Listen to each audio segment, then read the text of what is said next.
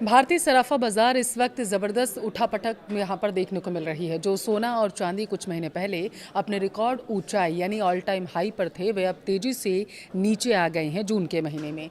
देखिए 25 जून की अगर हम बात करें तो एक रिपोर्ट सामने आई है। उसमें दावा किया गया कि जून के महीने में सबसे ज़्यादा गिरावट सोने और चांदी के दामों में देखी गई। चांदी की कीमतों में 3 दिन के भीतर ही 22,000 रुपये की भारी गिरावट दर्ज की गई, जबकि यह गिरावट आम खरीदारों के लिए राहत भरी भी निकलकर सामने आई है। लेकिन निवेशकों के मन में कई तरीके के सवाल हैं। ऐसे में आपको क्या करना है? निवेश गोल्ड में करना है या फिर नहीं? रुक जाना है या फिर अभी और इंतज़ार करना है? वीडियो को आप विस्तार से देखिएगा, लास्ट तक ज़रूर देखिएगा, आपको हम बताएंगे। नमस्कार, आपके साथ मैं पल्लवी रविंद्र सिंह।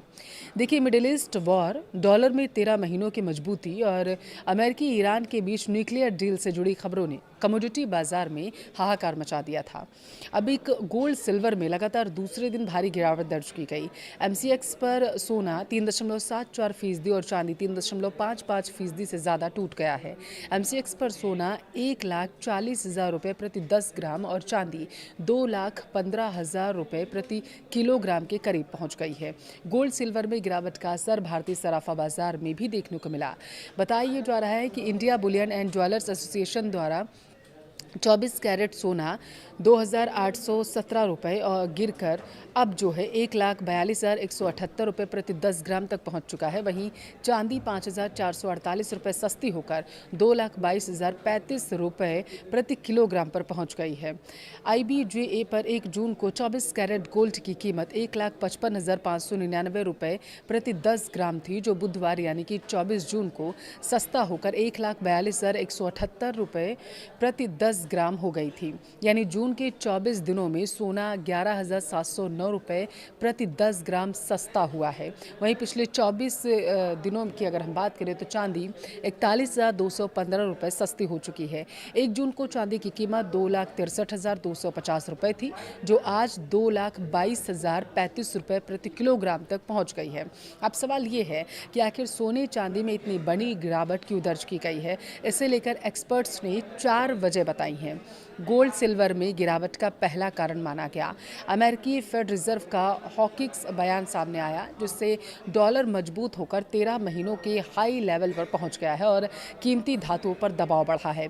दूसरा ये कि गोल्ड और सिल्वर के मार्केट सेंटिमेंट कभी कमज़ोर हो चले हैं। और तीसरा ये कारण माना गया जो बड़ा है कि गोल्ड सिल्वर के नज़दीकी कॉन्ट्रैक्ट की एक्सपायरी, जिसकी वजह से ट्रेडर्स पोजीशन बंद कर रहे हैं। चौथा कारण ये कि सबसे बड़ा माना जा रहा है जियोपॉलिटिकल टेंशन और अमेरिका ईरान के बीच न्यूक्लियर डील से जुड़ी खबरें, जो निवेशकों का रुख अब लगातार बदलती हुई नजर आ रही हैं। देखिए, अमेरिकी डॉलर 13 महीनों के सबसे ऊंचे स्तर पर पहुंच गया है।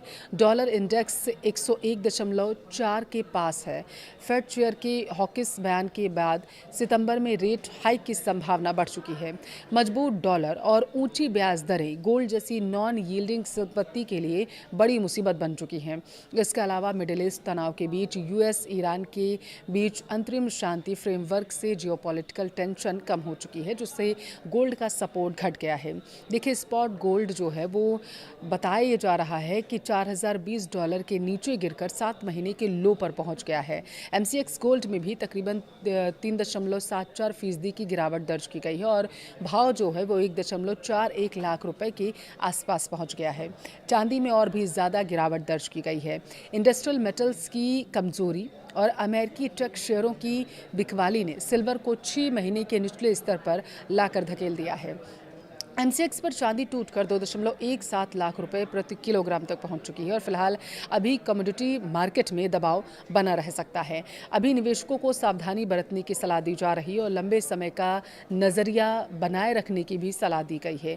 बाजार विशेषज्ञों का मानना है कि यह गिरावट एक करेक्शन है। इसका मतलब ये नहीं है कि सोना चांदी की वैल्यू ख़त्म हो गई है, बल्कि यह बाजार की अपनी प्रक्रिया है जो ज़्यादातर कीमतों को संतुलित कर रही है।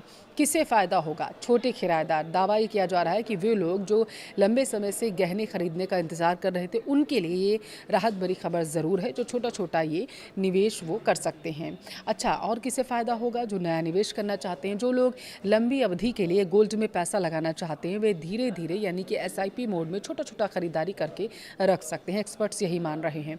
नुकसान किसे हो सकता है, आप ये जानिए। देखिए, शॉर्ट टर्म ट्रेडर्स जिन्होंने जनवरी के उच्चतम स्तर पर खरीदारी जारी की थी और अब वे फंस चुके हैं। इमरजेंसी फंड अगर आपने अपनी आपातकालीन पूंजी सोने में लगा रखी थी तो अभी उसे बेचने पर आपको भारी नुकसान उठाना पड़ सकता है, क्योंकि दाम कम हो चुके हैं। गहने खरीदने से पहले आपको ज़रूर याद रखना है गिरावट कितनी ज़्यादा किस दिन दर्ज की जा रही है। आपको किन बातों का ध्यान रखना है? हॉलमार्क पर आप कभी समझौता मत करिएगा। हमेशा BIS प्रमाणिक हॉलमार्क वाला सोना ही आप खरीदिएगा। ज्वेलरी पर बना अल्फ़ा न्यूमेरिकल कोड जो होता है उसकी शुद्धता का प्रमाण होता है, इसलिए उसे ज़रूर चेक करते रहिएगा। मेकिंग चार्ज की तुलना ज़रूर करिएगा। अलग अलग ज्वेलर्स अलग अलग मेकिंग चार्ज लेते हैं, हमेशा मोल भाव ज़रूर करिएगा। भाव की पुष्टि करें, उसके बाद ही खरीदें। IBJA की आधिकारिक वेबसाइट या अपने भरोसेमंद ज्वेलर से उस दिन का रेट आप ज़रूर क्रॉस चेक करिए। नेक्स्ट।